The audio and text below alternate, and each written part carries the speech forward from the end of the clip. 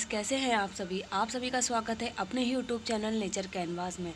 दोस्तों, तो आज की वीडियो है कि समर्स में हम अपने प्लांट को किस तरीके से बचा सकते हैं, क्योंकि समर्स में सभी के प्लांट की ऐसी हालत हो जाती है कि उन्हें बचाना बहुत मुश्किल होता है। कई लोगों को ये होता है कि फ्लावरिंग क्यों नहीं हो रही, कई बीमारियों का अटैक हो जाता है हमारे प्लांट पर और कई तरह की समस्याएँ देखने को मिलती हैं कि ऐसा क्यों हो रहा है, किस कारण से हमारे प्लांट ऐसे हो रहे हैं। समर्स में इतनी ज़्यादा हीट होती है दोस्तों कि अपने प्लांट को हमें बचाना बहुत मुश्किल होता है। तो फ्लावरिंग अगर हो चाहे नहीं हो, लेकिन हमारा प्लांट हेल्दी रहना चाहिए। फ्लावरिंग तब हम 1 महीने बाद भी उस पर ले सकते हैं, लेकिन सबसे बड़ी बात यह है कि हमारा प्लांट बनना नहीं चाहिए। किसी चीज़ को हमने अपने घर में लगाया है तो हमें पहले उसकी सेफ्टी के लिए सोचना चाहिए। फ्लावरिंग तो ये पूरे साल हमें देते ही हैं। अगर इतनी ज़्यादा एक्सेस हीट में अगर हमें 1 महीने फ्लावरिंग नहीं भी देंगे तो कोई बहुत बड़ी बात नहीं है। फ्लावरिंग देते हैं लेकिन इतनी नहीं देते कि जितनी पूरे साल भर देते हैं। लेकिन सबसे बड़ी बात यह कि मैंने कई अपने फिर देखा है कि कईयों के प्लांट पर बहुत ज़्यादा बीमारियों का अटैक हो रहा है, उनका प्लांट बहुत ज़्यादा ड्राई हो रहे हैं।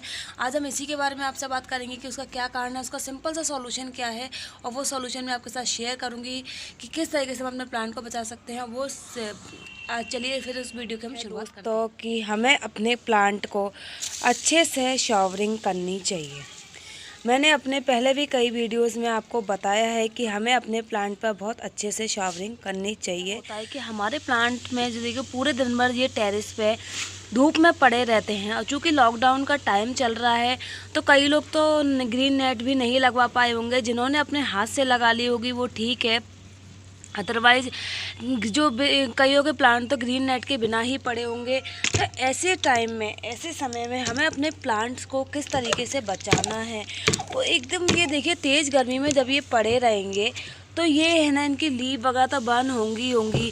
दोस्तों, ये भी हम लोगों की तरह ही इंसान होते हैं कि अगर ये पूरे दिन भर की धूप में पड़े रहेंगे तो आप कैसे इनसे उम्मीद कर सकते हैं कि आप इनसे फ्लावरिंग लेंगे।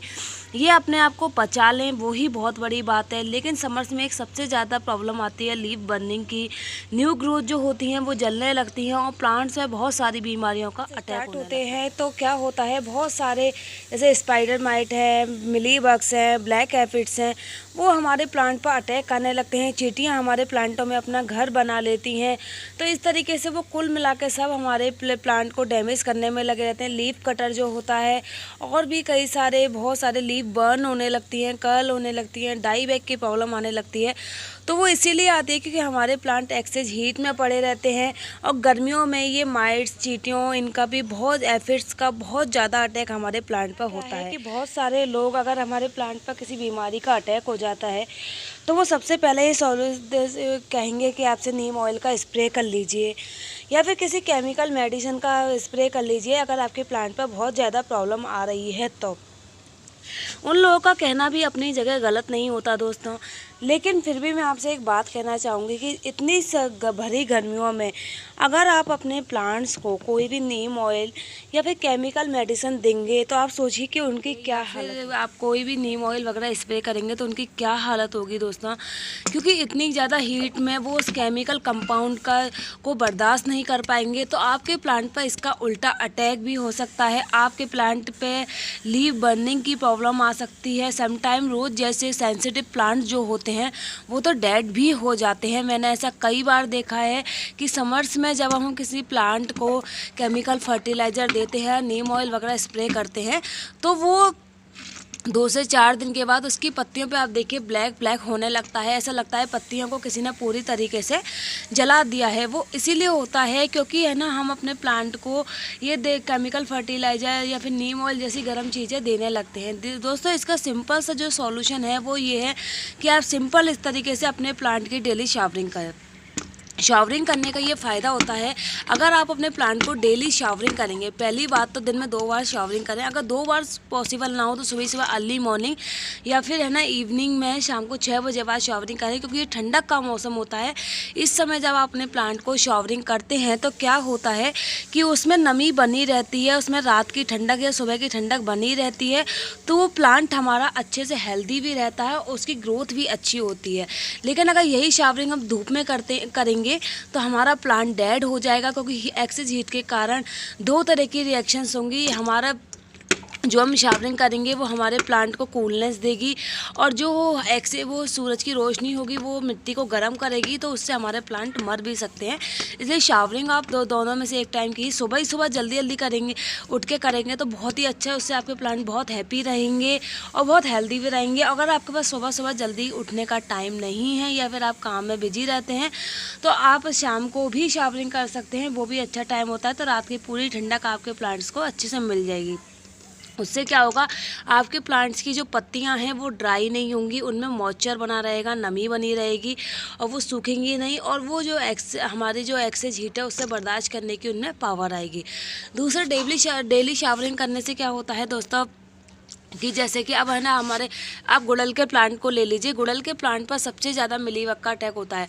अब हम जैसे डेली, और हम तो इस पर क्या करेंगे, हम डेली अगर जैसे शावरिंग कर रहे हैं तो कोई भी इस पर मिलीबग्स या माइट्स वगैरह बैठेगा ही नहीं, क्योंकि क्या होता है, और बैठेगा भी तो बहुत कम होगा, बहुत ज़्यादा कम होगा। क्योंकि क्या होगा, डेली शावरिंग से उन्हें अपने एग्स देने के लिए जगह ही नहीं मिलेगी। कई बार क्या होता है कि जैसे हम अपने प्लांट को शावरिंग नहीं करते तो क्या करते हैं, जैसे यहाँ पर जम गया और यहाँ पर जमेगा तो वो 2 से 4 दिन देखेगा कि उसके लिए हमने कोई रिएक्शन नहीं करा, तो वो क्या करते हैं कि अपना लार्वा, अपने एग्स जो होते हैं वो पत्तियों पर देने लग जाते हैं, और फिर वो उससे 1 से मल्टीप्लाई होकर 2 होते हैं, 2 से 3 होते हैं, फिर बहुत सारे हो जाते हैं।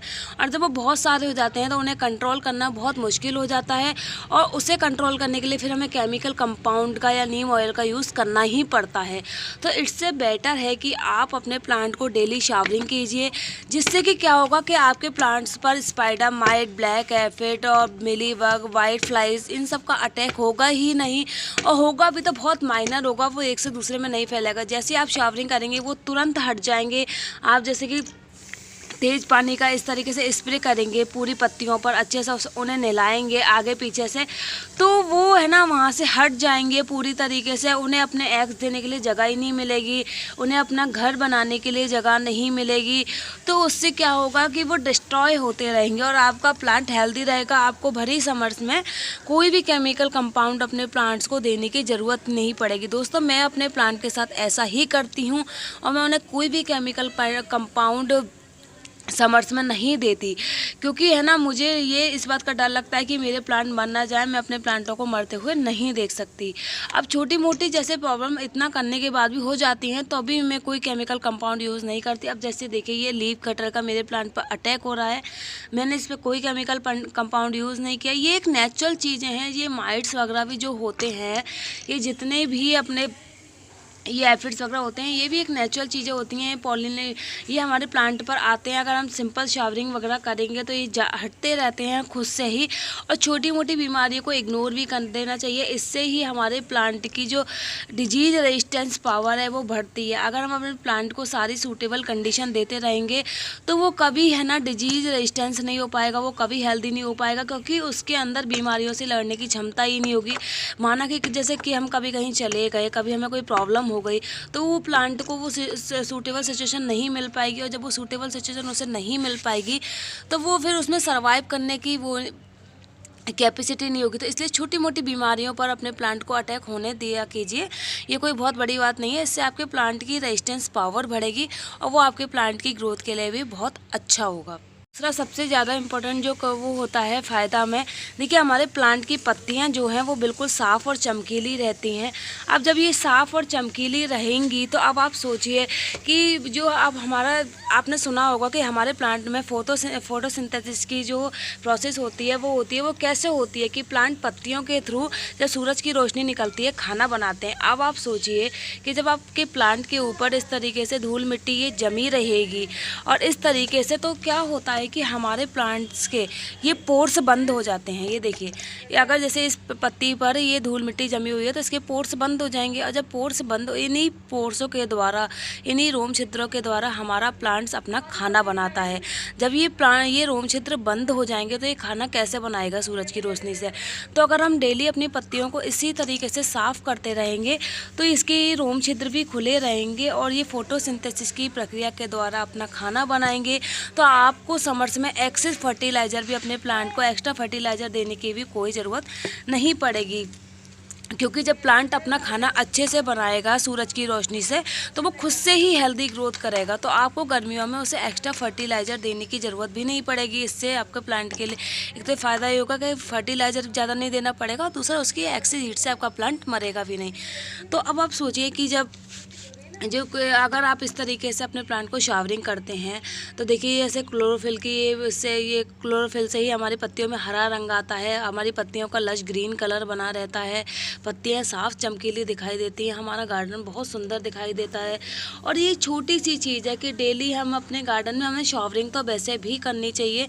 शावरिंग बहुत इंपॉर्टेंट होती है प्लांट के लिए। प्लांट्स को भी इस तरीके से नहाना अच्छा लगता है, उन्हें भी अपने आसपास एक मॉइस्ट वातावरण अच्छा लगता है, जिससे वो हेल्दी रहते हैं। और ये बिल्कुल फ्री की एडवाइस है दोस्तों, क्योंकि है ना इस तरीके से जब जो लोग अब जैसे लॉकडाउन में परेशान हो रहे हैं, उनके पास कोई केमिकल फर्टिलाइज़र नहीं है या फिर उनके प्लांट से बहुत सारी बीमारियों का अटैक हो रहा है, तो वो अपने प्लांट्स को कैसे बचाएं। तो इस तरीके से आप अपने प्लांट्स को डेली शावरिंग करके बचा सकते हैं। मेरे गुलाब के प्लांट के ऊपर मेरा वीडियो था, और आप मैंने सच मानिए कि उस प्लांट की इतनी बुरी कंडीशन हो गई थी कि उसे बचाना भी मुश्किल हो रहा था। उसमें जो भी फ्लावरिंग हो रही थी वो सब ड्राई हो रही थी, और जो भी उसमें पत्तियाँ आ रही थी वो भी ड्राई हो रही थी। तो मुझे कई लोगों ने नीम ऑयल या केमिकल कंपाउंड यूज़ करने की सलाह दी, लेकिन मेरा मन नहीं माना। तो मैंने उस प्लांट को सुबह शाम डेली 8 से 10 दिन जब पूरी तरीके से इस तरीके से शावरिंग की, तो मेरे प्लांट का आप उसका वीडियो का अपडेट देख सकते हैं कि वो कितना हेल्दी हो गया था मेरा प्लांट। और इवन मेरे सब प्लांट हेल्दी हो गए थे और बहुत अच्छे से फ्लावरिंग भी कर रहे थे। फ्लावर का साइज़ बहुत बड़ा बड़ा था, और ये कोई बहुत ज़्यादा पुरानी बात नहीं है, 20-25 दिन पुरानी बात है। आप मेरा वो वीडियो देखिएगा ज़रूर, कितना इफ़ेक्टिव होता है शावरिंग हमारे प्लांट के लिए। बहुत सारी बीमारियों का इलाज केवल हम शावरिंग से ही कर सकते हैं, हमारे प्लांट को हम बहुत हेल्दी रख सकते हैं।